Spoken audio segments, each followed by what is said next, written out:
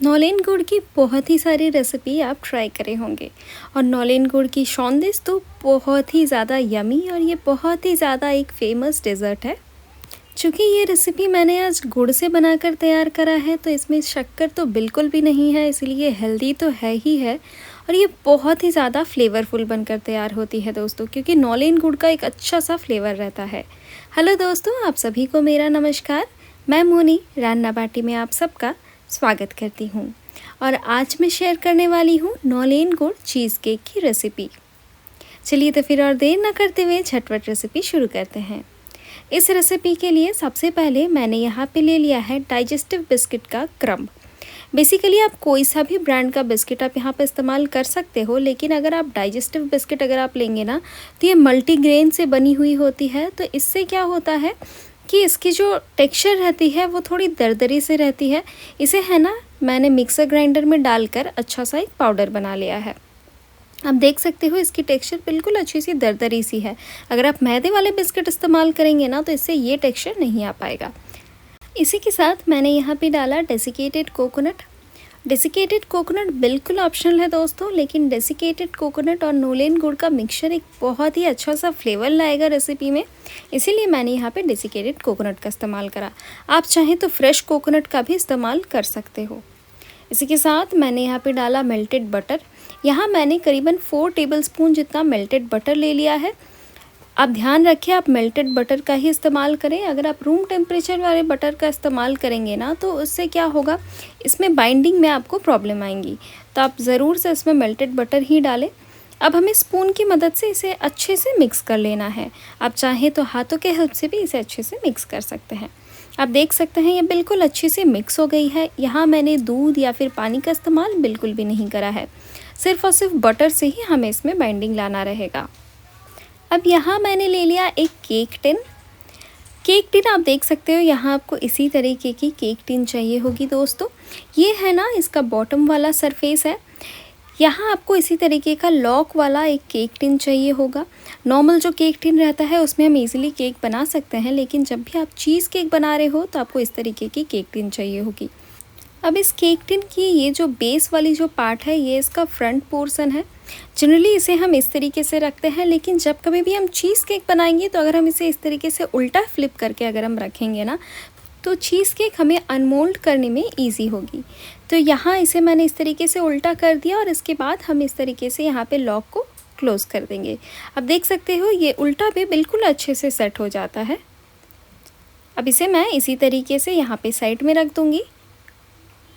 तो आप इसी तरीके से ज़रूर से इस केक टिन के बेस को आप रिवर्स ही इसे सेट करें। अब यहाँ मैंने पहले से एक बटर पेपर बिल्कुल साइज़ में कट करके रखा था। यहाँ मैंने रख दिया पहले बटर पेपर।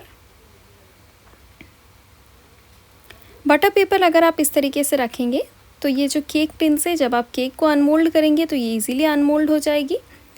अब यहाँ पे मैंने इसमें ग्रीस कर दिया बटर। बटर आपको इस केक टिन के साइड वाले एजेस में भी आपको ग्रीस करने हैं और बेस में भी आपको ग्रीस करने रहेंगे। बिल्कुल थोड़ा सा ही मैंने यहाँ पे बटर स्प्रिंकल करा और उसके बाद मैं हाथों के हेल्प से इसे अच्छे से ग्रीस कर ले रही हूँ। आप चाहें तो ब्रश के मदद से भी आप इसे ग्रीस कर सकते हो। अब अच्छे से इस केक टिन में बटर को ग्रीस कर लेने के बाद मैंने यहाँ पे ये जो बिस्किट और डेसिकेटेड कोकोनट का जो मिक्सचर बना कर रखा था वो मिक्सचर यहाँ मैं पूरा ही ट्रांसफ़र कर दूँगी।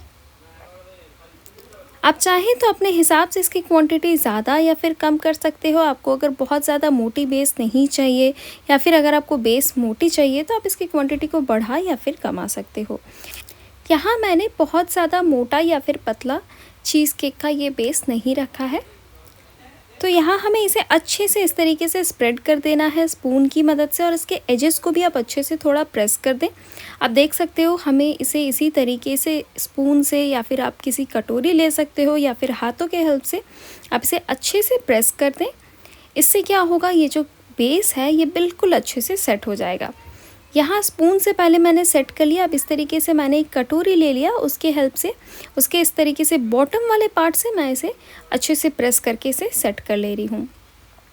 ये स्टेप बहुत ही ज़्यादा मैंडेटरी है दोस्तों, आप इसे स्किप ना करें। इसके बाद अब मैं यहाँ पे एक एल्युमिनियम फॉयल से इसे अच्छे से ढक कर इसे मैं रेफ्रिजरेट होने के लिए रख दूँगी, बिल्कुल फ्रीज़र में। आधे घंटे के लिए। ध्यान रखें आप इसे फ्रीज़र में ही रखें, नॉर्मल फ्रीज़ में आप इसे ना रखें। लगभग 20 मिनट से आधे घंटे तक के लिए आपको इसे रखना होगा। और जब तक कि ये हमारा रेफ्रिजरेट हो रहा है, हम आगे का स्टेप कर लेते हैं। यहाँ मैंने ले लिया करीबन 1.5 लीटर जितना दूध, और यहाँ अब मैं बनाऊँगी क्रीम चीज़, जो कि हम चीज़ केक के लिए इस्तेमाल करने वाले हैं। तो यहाँ अब इसमें डालूँगी मैं फ्रेश क्रीम करीबन 200 ग्राम जितना। वैसे तो क्रीम चीज़ मार्केट में भी अवेलेबल रहती है, आप चाहें तो मार्केट वाली क्रीम चीज़ का भी इस्तेमाल कर सकते हो। यहाँ मैं होममेड क्रीम चीज़ का इस्तेमाल कर रही हूँ। बहुत ज़्यादा कॉस्ट एफिशिएंट होता है अगर हम घर में ही क्रीम चीज़ बनाकर तैयार कर लें तो यहाँ अब ये फ्रेश क्रीम और दूध को मैं अच्छे से चलाते जा रही हूँ, क्योंकि फ्रेश क्रीम डालने की वजह से है ना, ये दूध नीचे से चिपक सकती है। अब जैसे ही दूध में एक अच्छा सा उबाल आ जाए, मैंने अवन के हीट को बिल्कुल ऑफ़ कर दिया, और ऑफ़ करने के बाद अब मैं इसमें डालूँगी लेमन जूस और पानी का मिक्सचर। यहाँ मैंने इक्वल क्वांटिटी में नींबू का जूस और पानी का मिक्सचर ले लिया है। अब इस मिक्सचर को डालने के बाद हमें इसे अच्छे से चलाते जाना है। इस तरीके से अगर आप घर में क्रीम चीज़ बनाकर तैयार करें ना, तो मार्केट से 1/3 प्राइस में आपकी क्रीम चीज़ बनकर तैयार हो सकती है, और आप इसे स्टोर करके फ्रिज में रख सकते हो करीबन 2 से 3 महीने के लिए। और जब कभी भी आपको किसी भी रेसिपी में चाहिए हो, आप सैंडविच में बनाना चाहते हो, आप इसे डालकर तैयार कर सकते हो। अब यहाँ आप देख सकते हो ये जो छेना है ये बिल्कुल बनकर तैयार है। ये जो पानी है ये ग्रीन कलर की हो गई है। जैसे ही पानी ग्रीन कलर की हो जाए, आप समझ लेना छेना बिल्कुल बनकर तैयार है। अब हमें इस तरीके से एक कॉटन की कपड़े से इसे इस तरीके से छान कर अलग कर लेना है। अच्छे से आप इसे छान कर अलग कर लें। और क्रीम चीज़ बनाने के लिए आप ध्यान रखें, अगर आप फ्रेश क्रीम डाल रहे हो तो इससे एक बहुत ही अच्छा सा क्रीमीनेस आता है, लेकिन अगर आप फ्रेश क्रीम अवॉइड करना चाहो तो वो भी आप अवॉइड कर सकते हो। यहाँ मैंने फ्रेश क्रीम डाला बिल्कुल अच्छी सी एक मार्केट वाली टेक्सचर के लिए। अब इसे मैं अच्छे से छान कर अलग कर ले रही हूँ। अब ये जो छेना है ना, इसे आपको करीबन 2 से 3 बार अच्छे से वॉश कर लेना है, बिल्कुल ठंडा पानी से। अब ध्यान रखें आप इसे बिल्कुल चिल्ड वाटर से ही वॉश करें। इससे है ना, जो भी एक्सेसिव जो नींबू का जो भी फ्लेवर है वो निकल आएगा। और इसे हमें इस तरीके से अच्छे से छान कर इसमें से जितना भी एक्सेसिव वाटर है उसे निकाल कर अलग कर देना है। अब है ना, आप इसे ओवर स्ट्रेन ना करें, आप इसे तब तक ही स्ट्रेन करें जब तक ये जो पानी है ये इस तरीके की कंसिस्टेंसी में गिरते रहे। जैसे ही आप देखिएगा कि पानी ड्रॉप्स में गिरना शुरू हो जाए, वैसे ही आपको है ना पानी निचोड़ना बंद कर देना है, वरना ये जो छेना है ये बहुत ज़्यादा ड्राई हो जाएगी और जो हमारा जो क्रीम चीज़ है उसमें अच्छा सा टेक्सचर नहीं आएगा। अब यहाँ है ना, मैंने छेना को करीबन 2 से 3 बार अच्छे से वॉश कर लिया। अब इसे मैं ट्रांसफ़र कर रही हूँ एक मिक्सर ग्राइंडर जार में। यहाँ मैं पूरा ही छेना इसमें ट्रांसफ़र कर दे रही हूँ, और अब हमें है ना इसका एक अच्छा सा पेस्ट बनाकर तैयार करना है। आप देख सकते हो ये पेस्ट कितना अच्छा सा स्मूथ बनकर तैयार हुआ है। बस हमारा ये क्रीम चीज़ बिल्कुल तैयार है। आप चाहें तो इसे स्टोर करके भी रख सकते हो, वैसे मैं यहाँ पे इसे इस्तेमाल करूँगी आगे की रेसिपी के लिए। यहाँ 1.5 लीटर दूध से है ना करीबन 400 ग्राम क्रीम चीज़ बनकर तैयार हुई है। अब यहाँ इसी क्रीम चीज़ में मैं डालूँगी कंडेंस्ड मिल्क।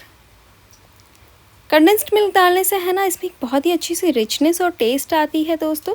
इसी के साथ मैं यहाँ पे डालूँगी नोलेन गुड़। और जब आप इसे घर में बना रहे होगे ना दोस्तों, इस स्टेज पे एक बहुत ही अच्छी सी खुशबू आ रही होगी नोलेन गुड़ की। नोलेन गुड़, कंडेंस्ड मिल्क, ये सारे एक साथ मिलके एक बहुत ही यमी सी ये डेज़र्ट बनकर तैयार होती है। अब हमें है ना एक विस्कर की मदद से इसे अच्छे से मिक्स कर लेना है। वैसे मैं इसका एक शॉर्टकट आपको बता सकती हूँ। जब आप क्रीम चीज़ बना रहे हो उसी स्टेज में आप मिक्सर ग्राइंडर जार में कंडेंस्ड मिल्क और नोलेन गुड़ डाल के आप इसे एक साथ मिक्स कर सकते हो। तो यहाँ मैंने अच्छे से इन सारी चीज़ों को मिक्स कर लिया। अब यहाँ पे हमें डालना रहेगा बिल्कुल 1 पिंच जितना नमक। इसे आप बिल्कुल भी स्किप ना करें दोस्तों, इसे है ना और भी ज़्यादा टेस्ट इन्हांस होकर आता है, क्योंकि सारे ही फ्लेवर जो है वो अच्छे से हमें पता चलता है सॉल्ट डालने की वजह से। अब यहाँ ये जो केक टिन जिसे कि मैंने फ्रिज में रखा था उसे मैंने निकाल लिया है। ऊपर के एल्युमिनियम फॉइल को मैं निकाल कर साइड में रख लूँगी। अब ये जो नीचे वाला जो मिक्सचर है ये बिल्कुल अच्छे से सेट हो गया है। अब ऊपर से मैं इसमें डालूँगी ये जो बैटर जिसे मैंने अभी बनाकर तैयार करा है। तो ये पूरा ही मिक्सचर मैं यहाँ पे डाल दूँगी एक ही साथ में। अब फिर से मैं यहाँ पे इसी तरीके से इसे सेम एल्युमिनियम फॉइल से कवर कर रही हूँ। अब चाहें तो ऊपर से एक और एल्युमिनियम फॉइल भी आप डाल सकते हो अगर आपको लगे कि स्टीम बाहर आ सकती है। अब यहाँ है ना, इस तरीके का मैंने एक स्टैंड ले लिया और इस स्टैंड को आपको पानी में डालना है। पानी आप इतना ही रखें ताकि ये जो स्टैंड है ये हाफ़ पानी में डूबे रहे, मतलब पूरा का पूरा ये जो पानी है ये स्टैंड के ऊपर तक नहीं आना चाहिए।